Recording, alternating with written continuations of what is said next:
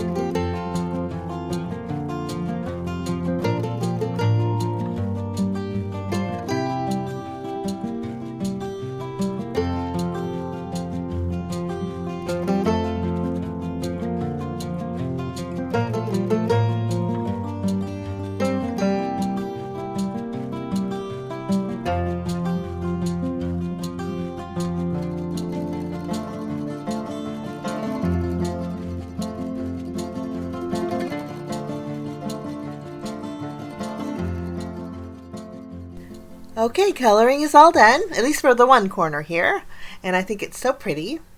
I just colored it in like it was a regular daisy, and I love the outcome. Now, these are the coordinating dies. The die that I'm using for the corner will actually die cut out the entire image, and it'll die cut out a few of the petals where you could push them up.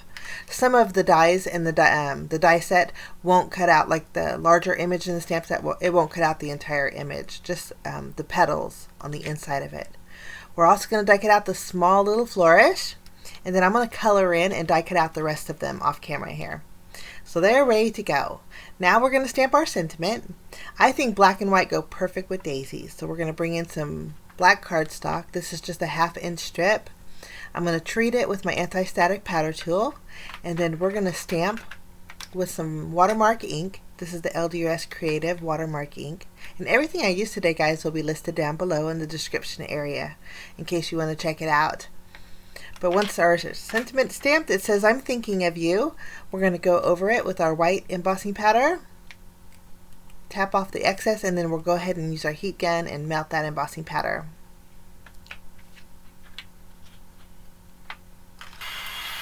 Okay, that's ready to go. Now I'm going to use my paper trimmer and go ahead and trim off the left and right side. We're just going to block our sentiment off. And then we'll do the left side here. So our sentiment's ready to go.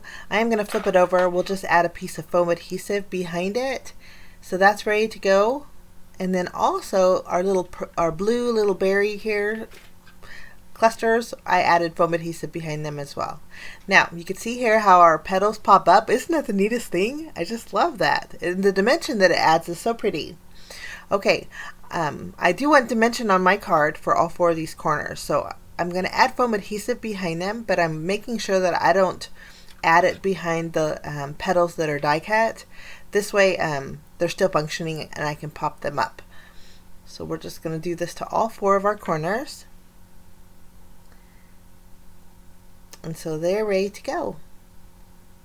Now for our background panel, I'm just going to curl up the leaves. Sometimes when you curl up the leaves, it adds even more dimension.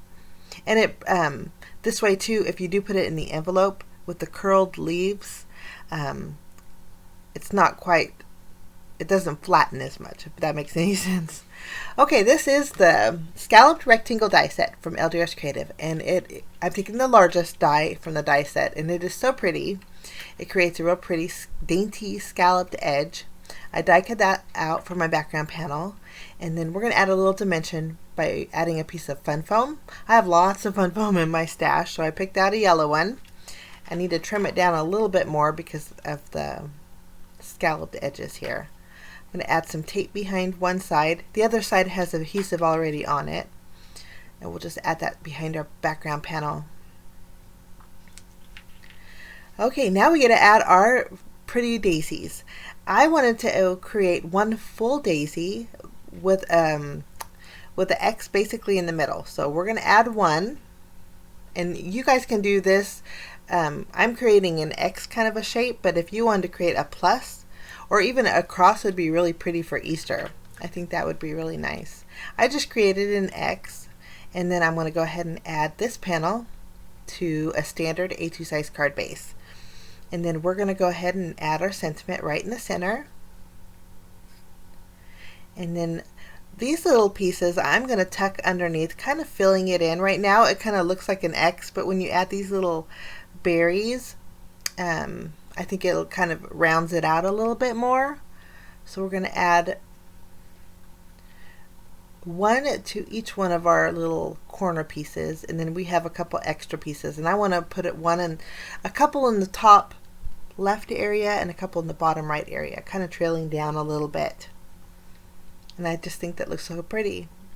And if you don't like the little blue berries, you could also do the green leaves. I think with the different color green, I think would be really pretty. But you can see those leaves popped up. So neat. Okay, for bells and whistles, we're going to add some sparkle. We're going to use some honey gold glitter drops, and I'm adding it to the center of the daisies that are by the leaves, and then the outline of the center of the corner daisy here. Just a little bit of gold sparkle. And then for all those blueberries, I'm going to add some morning dewdrops. This is going to dry clear. It's like a glossy accents, but it's going to give those berries a little bit of shine and a little bit of dimension without taking away from the daisies. I think that just turned out so pretty. You'll see in the close-ups. But that's my card for today using the Crazy for Daisy stamp set. I thank you so much for joining me, guys. I wish you a fabulous day. Thank you for stopping by, and we will see you again real soon. Bye-bye.